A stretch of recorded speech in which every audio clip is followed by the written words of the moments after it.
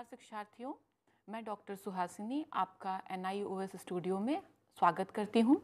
आज हम वैज्ञानिक अन्वेषण, इसका संप्रत्यय एवं स्वरूप विषय पर चर्चा करेंगे। वैज्ञानिक अन्वेषण प्रक्रिया के बारे में अध्ययन करने के उपरांत आप क्या कर सकेंगे, पहले हम इन बिंदुओं पर चर्चा कर लेते हैं। आप वैज्ञानिक अन्वेषण के संप्रत्यय को समझ सकेंगे। आप इस इकाई के अध्ययन के बाद वैज्ञानिक अन्वेषण की प्रक्रिया को समझ सकेंगे। वैज्ञानिक अन्वेषण की प्रक्रिया हेतु आवश्यक कौशलों से अवगत हो सकेंगे। एक विज्ञान शिक्षक के रूप में शिक्षार्थियों को वैज्ञानिक अन्वेषण में संलग्न करने में निपुण हो सकेंगे। विभिन्न प्रकरणों से संबंधित अन्वेषण प्रक्रियाओं का आयोजन कर सकेंगे। जैसा कि हम सभी जानते हैं, विज्ञान विषय में वैज्ञानिक अन्वेषण की प्रक्रिया अत्यंत महत्वपूर्ण होती है। इस प्रक्रिया द्वारा किसी भी प्रकरण एवं संप्रत्यय के विषय में छात्र ज्ञान प्राप्त करते हैं।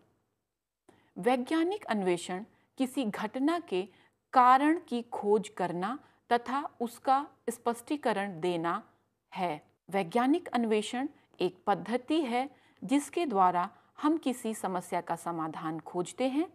किसी समस्या के विषय में उसके विभिन्न पक्ष क्या होते हैं, इस विषय में चिंतन करते हैं। किंतु इस प्रक्रिया में सभी अपने तरीके से समस्या के हल को खोजने के लिए स्वतंत्र होते हैं। एक व्यक्ति यदि किसी समस्या को किसी एक विधि से हल करता है, तो दूसरा व्यक्ति उसी समस्या को हल करने के लिए किसी दूसरे तरीके का इस्तेमाल कर सकता है। इस प्रक्रिया में कई विविधताएं हैं जो आवश्यकता, अनुभव, पूर्व ज्ञान, प्राप्त संसाधन, रुचि, उद्देश्यों आदि पर निर्भर हैं। वैज्ञानिक अन्वेषण अधिगम का एक आयाम है जिससे भौतिक और प्राकृतिक विश्व के संबंध में जानने का प्रयास किया जाता है। इसमें प्रश्न पूछे जाते हैं और उनके उत्तरों का विवेचन करके नवीन ज्ञान की खोज की जाती है। यदि हम वैज्ञानिक अन्वेषण की प्रक्रिया की बात करते हैं, तो यह प्रक्रिया प्रमुख रूप से 6 चरणों में पूर्ण होती है।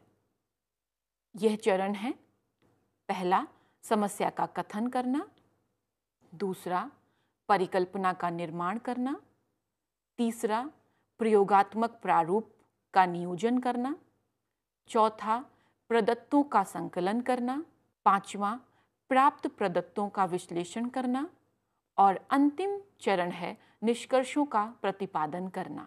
यदि हम एक विज्ञान शिक्षक के रूप में अपनी कक्षा में विद्यार्थियों को यह अवसर दें कि वह किसी भी समस्या का समाधान वैज्ञानिक अन्वेषण पद्धति से करें, तो हमें एक शिक्षक के रूप में अपने छात्रों को इन 6 चरणों में निर्देशित करते हुए उस प्रक्रिया को आगे बढ़ाना होता है। विज्ञान विषय एक ऐसा विषय है जहाँ पे हम छात्रों को यह सिखाते हैं कि वह सदैव अपने परिवेश में सजग रहें तथा अपने अंदर निरीक्षण क्षमता का विकास करते हुए किसी भी समस्या का अवलोकन करें। यदि हम इस पद्धति को अलग अलग चरणों में समझना चाहें, तो हम इस प्रकार से समझ सकते हैं। जैसे प्रथम चरण में समस्या की पहचान की जाती है। वैज्ञानिक अन्वेषण का प्रारंभ समस्या के चयन से प्रारंभ होता है, जिसका समाधान एक अन्वेषक के रूप में हमें खोजना होता है। यदि आप एक शिक्षार्थी के रूप में सजग हैं, आप अपने परिवेश में लगातार निरीक्षण करते हैं, कहाँ पर समस्याएं हैं, वह कौन कौन से तथ्य या प्रत्यय हैं जिनका आपको स्पष्टीकरण खोजना है। इस आधार पर आप अपनी किसी समस्या का चयन करते हैं। उस समस्या के लिए संभावित समाधान भी आपके दिमाग में होते हैं। यदि हम किसी समस्या से परिचित हुए हैं, तो निश्चित रूप से हमारे दिमाग में कहीं ना कहीं उन समस्याओं के संभावित समाधान भी उपस्थित होते हैं, और यह संभावित समाधान हम अपने पूर्व अनुभवों या उपलब्ध तथ्यों के आधार पर देते हैं। इन्हीं संभावित समाधानों को देने की प्रक्रिया परिकल्पना निर्माण की प्रक्रिया कहलाती है। तो द्वितीय चरण में यदि हमारे पास कोई समस्या होती है तो एक अन्वेषक के रूप में हम सर्वप्रथम किसी एक परिकल्पना का निर्माण करते हैं कि यह विशिष्ट समस्या किस समाधान की तरफ अग्रसर हो सकती है और हमें कौन कौन से प्रयास करने हैं जिससे इस विशिष्ट समस्या का समाधान हम खोज सकते हैं।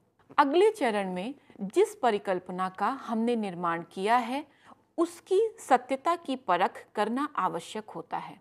परिकल्पना की सत्यता को परखने के लिए उचित प्रायोगिक प्रारूप का निर्माण किया जाता है। यदि आपने किसी समस्या विशेष के लिए किसी एक समाधान को प्रस्तुत किया है तो वह समाधान सत्य है या असत्य है, उसके लिए आपको एक प्रायोगिक प्रारूप का निर्माण करना होता है कि आप उस समस्या के समाधान के लिए किस प्रकार से प्रयोगों का आयोजन करेंगे तथा आप उन प्रयोगों को करते हुए किस प्रकार समाधान की तरफ अग्रसर होंगे। जैसे हम उदाहरण लेते हैं कि यदि हमें विज्ञान विषय में बच्चों को विलेयता या अविलेयता का परिचय देना है तो हमें ऐसे प्रायोगिक प्रारूप का नियोजन करना होगा जहाँ पे छात्र प्रयोग करते हुए विभिन्न पदार्थों को जल में घोलें और घोलते हुए यह देखें कि कौन सा पदार्थ विलेय है या कौन सा पदार्थ अविलेय है। यदि हम एक समस्या के रूप में यह देखते हैं कि जो हमारा चॉक का पाउडर है वह जल में विलेय होता है या अविलेय होता है तो निश्चित रूप से हमारे पास परिकल्पना के रूप में दो विकल्प हैं। एक हम यह कह सकते हैं कि चॉक का पाउडर जल में विलेय है अर्थात वह जल में घुल जाता है, और दूसरा यह विकल्प है कि हम यह कहें कि चॉक का पाउडर जल में अविलेय है या जल में नहीं घुलता।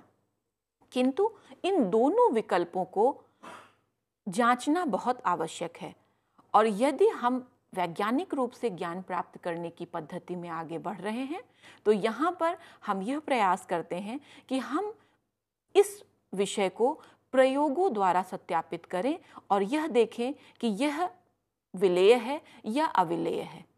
इसी प्रकार हमारे पास और भी पदार्थ हो सकते हैं। यदि हमें यह जानना है कि जो नारियल तेल है या जो दूध है वह जल में विलेय है या अविलेय है, नमक है, चीनी है, गंधक है, यह जल में अविलेय है या अविलेय है, तो हम बारी बारी से इन सभी पदार्थों को जल में घोल कर देखते जाएंगे तथा उचित प्रेक्षणों को नोट करते जाएंगे और इस संपूर्ण प्रक्रिया में शिक्षार्थियों को संलग्न किया जाएगा।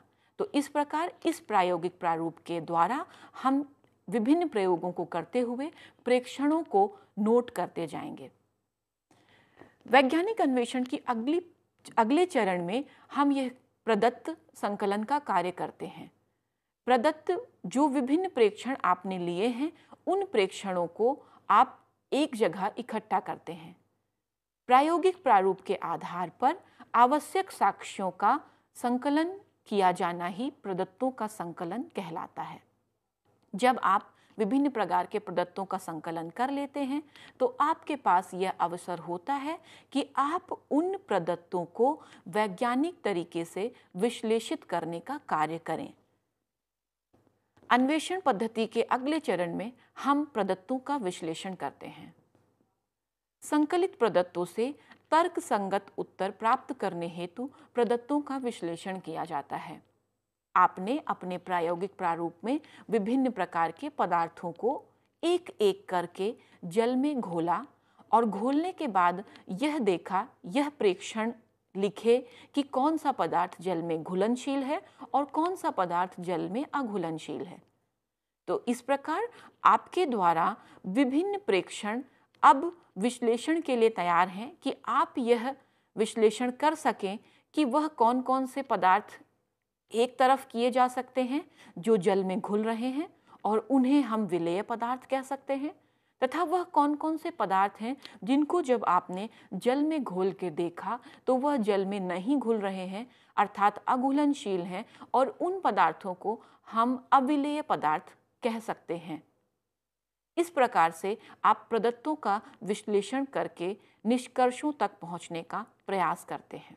अंतिम चरण में निष्कर्षों का प्रतिपादन किया जाता है। प्राप्त निष्कर्षों के आधार पर परिकल्पना को स्वीकृत या अस्वीकृत करते हुए समस्या का समाधान प्राप्त किया जाता है। वैज्ञानिक अन्वेषण की पद्धति में जब आपने प्रदत्तों का विश्लेषण किया तो आप अंत में किसी निष्कर्ष पर पहुंचते हैं और उस निष्कर्ष के आधार पर आप यह बताते हैं कि आपके द्वारा जो परिकल्पना निर्मित की गई थी, अर्थात किसी समस्या विशेष के लिए आपने जो समाधान सुझाया था, क्या वह समाधान सही है या किसी दूसरे वैकल्पिक समाधान की तरफ हमें अग्रसर होना चाहिए। जैसे हमने अपने उदाहरण में एक समस्या कि चौक का पाउडर जल में विलेय है या अविलेय है, इस विषय पर दो परिकल्पनाएं निर्मित की थी। एक तो यह कि यह विलेय है और दूसरा यह कि चौक का पाउडर जल में अविलेय है, अर्थात यह नहीं घुलता। इस परिकल्पना को हमने अपने प्रयोगों द्वारा करके देखा और जिससे हम इस निष्कर्ष पर पहुंचते हैं कि जब हम चौक के पाउडर को जल में घोलते हैं तो प्रारंभ में तो वह ऐसा प्रतीत होता है कि जल में घुल गया है, लेकिन जैसे ही हम थोड़ी देर रुक कर उसको देखते हैं तो पुनः यह देखा जाता है कि वह पाउडर जल में नीचे एक तली पर बैठ जाता है और पूर्णतः वह एक अविलेय पदार्थ है, अर्थात वह जल में अघुलनशील है। तो हमारी परिकल्पना कि चौक का पाउडर जल में अघुलनशील है सत्य सिद्ध होती है और इसकी जो वैकल्पिक परिकल्पना थी कि चौक का पाउडर जल में घुलनशील है, असत्य सिद्ध हो जाती है। इस प्रकार हम इस निष्कर्ष में पहुंचकर अपनी समस्या का समाधान प्राप्त कर लेते हैं। शिक्षार्थियों के वैज्ञानिक अन्वेषण की प्रक्रिया में संलग्न होने के लिए कुछ बुनियादी कौशल अत्यंत आवश्यक होते हैं और एक शिक्षक के रूप में आपका यह उत्तरदायित्व है कि विज्ञान विषय का शिक्षण करते समय आप शिक्षार्थियों में यह कौशल विकसित करने का प्रयास करें। सबसे पहले छात्रों में निरीक्षण करने की क्षमता होनी चाहिए। वैज्ञानिक अन्वेषण प्रक्रिया का प्रारंभ निरीक्षण की प्रक्रिया से ही होता है। निरीक्षण की प्रक्रिया ज्ञानेंद्रियों तथा कर्मेंद्रियों द्वारा संचालित होती है। एक शिक्षक के रूप में हमें शिक्षार्थियों को यह बताना चाहिए कि उन्हें अपने परिवेश में सदैव निरीक्षण करते रहना चाहिए, क्योंकि किसी भी समस्या की उत्पत्ति निरीक्षण की प्रक्रिया द्वारा ही होती है। यदि हम अपने परिवेश में लगातार निरीक्षण करेंगे तो कहीं ना कहीं हमें विभिन्न प्रकार की समस्याएं दिखाई देंगी और उन समस्याओं से अवगत होते हुए हम उन समस्याओं के निराकरण के लिए प्रयास करेंगे। अगला कौशल वर्गीकरण करना। वर्गीकरण एक ऐसा कौशल है जिसके आधार पर हम वस्तुओं तथा विचारों को संबंधित समूह में रखते हैं। एक विज्ञान विषय के शिक्षार्थी के रूप में यह आवश्यक है कि हमारे अंदर यह गुण हो कि हम वस्तुओं के गुणों की समानताओं एवं विषमताओं के आधार पर उन्हें विभिन्न समूहों में रख सकें। वैज्ञानिक अन्वेषण का अगला गुण मापन करना है। यदि हम वैज्ञानिक अन्वेषण की प्रक्रिया में विभिन्न प्रयोगों का आयोजन करते हैं तो हमारे अंदर उन प्रयोगों के आधार पर विभिन्न प्रकार के मापनों का कौशल भी होना चाहिए। मापन की विभिन्न प्रविधियों तथा परीक्षण के उपयोग की क्षमता भी एक शिक्षार्थी के रूप में हमारे अंदर होनी चाहिए। अगले कौशल के रूप में प्रदत्तों की व्यवस्था करना भी आवश्यक है। यदि आप वैज्ञानिक अन्वेषण की प्रक्रिया में अग्रसर हैं तो प्रदत्तों को शब्दों तथा तालिका से संप्रेषण करना आपको आना चाहिए। यदि आप विभिन्न प्रकार के प्रायोगिक प्रारूपों में प्रयोग करते हुए विभिन्न प्रकार के प्रदत्तों को प्राप्त करते हैं तो उन प्रदत्तों को किसी निष्कर्ष की तरफ अग्रसर करने के लिए यह आवश्यक होता है कि आप उन प्रदत्तों को उचित रूप से व्यवस्थित करें। अगला कौशल है प्रदत्तों का अर्थापन करना। यदि आप प्रदत्तों को विश्लेषित करते हैं तो आपके अंदर यह क्षमता होनी चाहिए कि आप प्रदत्तों का उचित रूप से अर्थापन कर सकें, अर्थात प्रदत्तों की व्याख्या कर सकें। एक शिक्षक को शिक्षार्थियों के साथ उनकी प्रदत्तों की व्याख्या करने में उचित रूप से सहायता करनी चाहिए, क्योंकि निम्न स्तरों पर विज्ञान के शिक्षण में शिक्षार्थियों की मानसिक योग्यता इस प्रकार से विकसित नहीं हुई होती है कि वह प्रदत्तों की उचित रूप से व्याख्या कर सके। इसलिए एक शिक्षक के रूप में आपका यह दायित्व है कि आप शिक्षार्थियों की सहायता प्रदत्तों की व्याख्या करने में करें। अगला चरण है परिकल्पना का प्रतिपादन करना। यदि आप किसी समस्या से संबंधित हैं तो उस समस्या का कोई ना कोई संभावित समाधान भी आपके मस्तिष्क में होता है। तो किसी भी समस्या का संभावित समाधान देना भी वैज्ञानिक अन्वेषण हेतु एक बुनियादी कौशल है। किसी भी समस्या के लिए पूर्व कथन देना अर्थात प्रदत्तों तथा मापन चरों में सहसंबंध व्यक्त करना भी आवश्यक होता है। जब आप किसी भी समस्या पर कार्य कर रहे होते हैं तो निश्चित रूप से उस समस्या के अंदर कहीं ना कहीं कार्य एवं कारण संबंध होता है। उस कार्य एवं कारण संबंध के आधार पर वहाँ पे बहुत सारे चर उपस्थित होते हैं। तो उन चरों में आपस में क्या संबंध है, कौन सा चर कार्य है और कौन सा कारण है, तथा उनको आपस में किस तरीके से नियोजित करते हुए हमें अपने प्रयोग को संचालित करना है, यह भी कौशल अत्यंत महत्वपूर्ण होता है। प्रयोग करते समय आपने किन किन पदों की परिभाषा की है, उनके बारे में भी विस्तृत रूप से चिंतन करना वैज्ञानिक अन्वेषण का एक मुख्य कौशल है। विभिन्न चरों का जिनका आपने प्रयोग किया है, उन चरों के बारे में विस्तृत परिभाषा करना भी वैज्ञानिक अन्वेषण की प्रक्रिया में एक प्रमुख आवश्यकता के रूप में देखा जाता है। किसी भी वैज्ञानिक अन्वेषण की प्रक्रिया में प्रयुक्त हो रहे विभिन्न चरों की क्या भूमिका है, कौन सा चर कार्य है और कौन सा चर कारण है, इसका उल्लेख करना भी आवश्यक होता है। इस प्रकार हम यह देखते हैं कि वैज्ञानिक अन्वेषण की प्रक्रिया में एक शिक्षार्थी को संलग्न होने के साथ साथ विभिन्न प्रकार के बुनियादी कौशलों से निपुण होना आवश्यक है। यदि हम वैज्ञानिक अन्वेषण की प्रक्रिया को विस्तृत रूप से समझना चाहें तो हम इस चित्र के माध्यम से समझ सकते हैं। इस चित्र में सर्वप्रथम वैज्ञानिक अन्वेषण की प्रक्रिया अवलोकन से प्रारंभ हो रही है।